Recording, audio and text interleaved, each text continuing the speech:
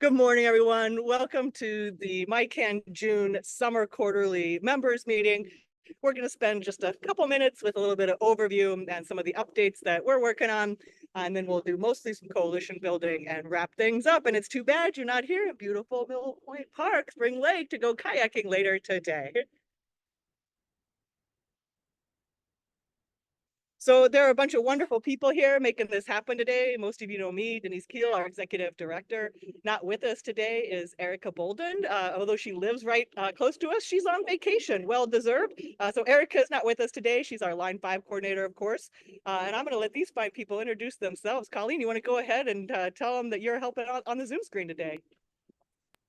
Yeah, hey everybody. I'm Colleen Addy. I use she, her pronouns, and I am our communications manager here at MiCAN and happy to be supporting remotely on Zoom. So if you need anything, feel free to drop something in the chat. But yeah, good to see you all. I will go ahead and maybe pass it back to Amanda, who I see just popped onto the screen. Hi, everybody. I'm Amanda Robert. I am the network manager here at MiCAN. It's been just a couple months, so a lot of you I may not have met yet. So it's great to be here with everybody. Whatever. Serena's here too in person. We got 3 out of 5 in person, so we're going to show that off. Hi, everyone. I'm Serena Ander. I'm the digital community manager. I'm also our Mill Point Park Zoom for the day. So if you have any questions and want to coordinate anything with us in-person folks here, you can feel free to message that account, and that will be me that can respond to it. Awesome. I'm very lucky to work with these fine women.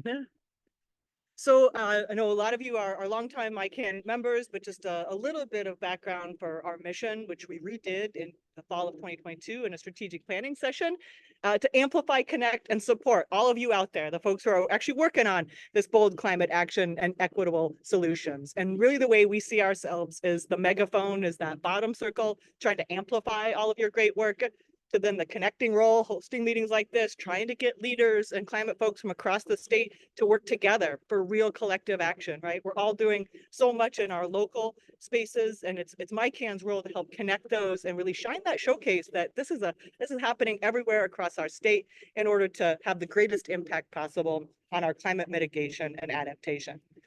Our vision, of course, goes a little bit beyond all of those things, and we want Michigan to be a leader in these equitable policies and to have the widespread support that we can really showcase across the state with that vision of not only meeting but exceeding the climate mitigation targets to achieve those dramatic declines so your zip code does not predict your health or your climate impacts, those durable cultural shifts that really need to happen that often take more time and all those conversations that we get to have so that it becomes the social norm to take the climate action.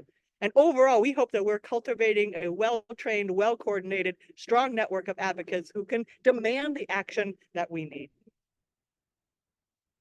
We've got just a few things going on in that megaphone piece. Of course, we've been publishing Michigan Universities Leading on Climate.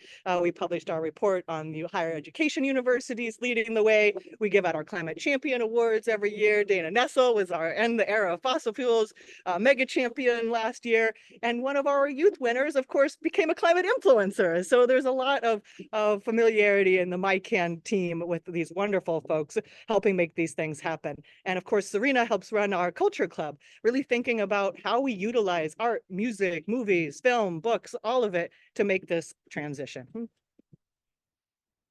One of the big things that we're trying to do at the federal level is to really capitalize on the success of the Inflation Reduction Act and some of the federal policies that we finally have, right? All of us remember we didn't have these types of policies, right? So we're hoping that the way that we can do this, we've really learned from builders and all sorts of folks that the way that you do energy upgrades is not because I tell you to or because your contractor tells you to. It's because you have a neighbor or a friend that has already done these things and they share their story.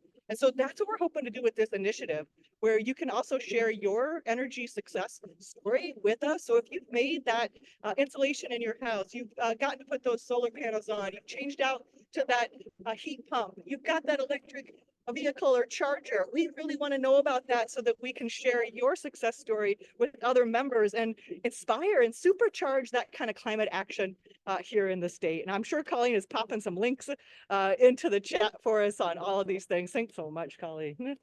And our in-person folks, we have a million handouts. It is windy here today, as you can tell from my Zoom appearance, but we'll get those to everyone.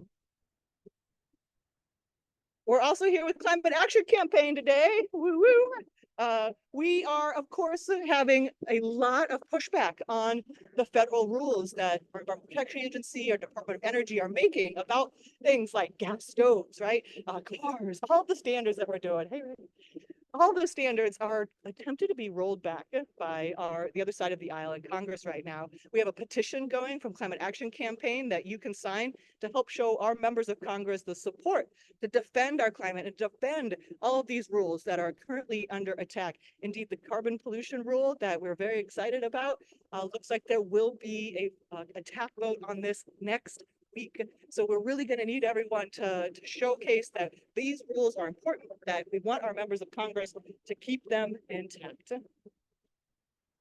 And Erica's not here, but I'd be remiss if I didn't talk a little line 5 for her. You know that this is one of our biggest engagement issues.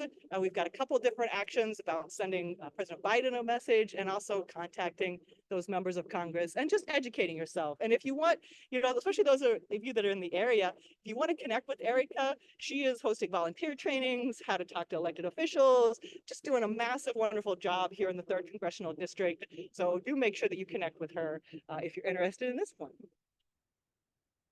The second big prong of our mission really is to build and mobilize this justice-centered climate movement.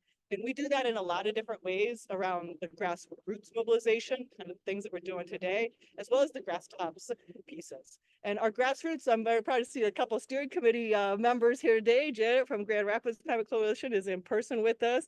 Kalamazoo Climate Crisis Coalition, I see represented hugely on the Zoom, of course. Thank you.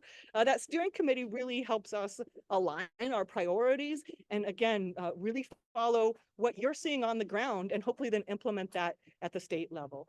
And vice versa, we work with a lot of other wonderful organizations. We're here with Environmental Defense Fund Action today, for example, lots of other coalitions at that grass tops level to really push your agenda statewide. And I hope you've all heard, I know the signs are coming. Most of you have gotten them. We've started our election campaign. The electoral engagement this year is really focused on driving voter engagement, providing that voter education, expanding access to the ballot. And our overall goal, again, most folks aren't talking enough about climate. We can make this a top electoral priority. Of course, all of our resources are 501c friendly. We are nonpartisan. We are going at this for true education. Our issue is climate, and we think it should not be a partisan issue. We've got a bunch of candidate questions out there. I hope we're finally starting to get some responses. Thanks to all of Amanda's great work in really pursuing, I would say, our House candidates, everyone running for House in Michigan. The Senate's not up this year. We're asking them to fill out our questionnaire that asks about 7 or 8 questions, really focused on building on to defend and advance the state laws that Michigan passed last fall, about increasing that renewable energy standard, advancing community solar. I know we were so excited to see that hearing last week. Let's continue to put that pressure on because it works, folks. This is the kind of things that we're expecting that new legislature to take up with us. So please help us get the word out about this. And even if you don't talk to candidates, please talk to your other neighbors, friends, whoever about these issues and about being a climate voter this year. And all of this is building towards our climate summit, which will be September 26th, the University of Michigan, Ann Arbor, where we hope to weave together why is democracy and climate crisis related, because we know they are, right? This is the same sort of anti-democratic techniques that are being used to thwart our elections are being used to thwart climate action. And we need to empower ourselves and inspire that long-term civic engagement in our communities. I'm probably going too fast for Colleen, who's throwing all these links in there for us, and I know you got all these things, but just wanted to give a littlest bit of overview of where we're at and all the things that MiCAN is up to. So we're also doing an annual member survey. I'm going to invite Amanda up because she's really been spearheading this whole effort. I'm going to get it back so you can see yourself and do what you need to do. But I'm going to let Amanda take it over from here. Great. So yeah, so if you're if you represent an organizational member, please fill out our annual survey or forward it to the person who should fill out our annual survey. It'll really help us to decide what our priorities, what programming we will create for the next year. So that's really helpful.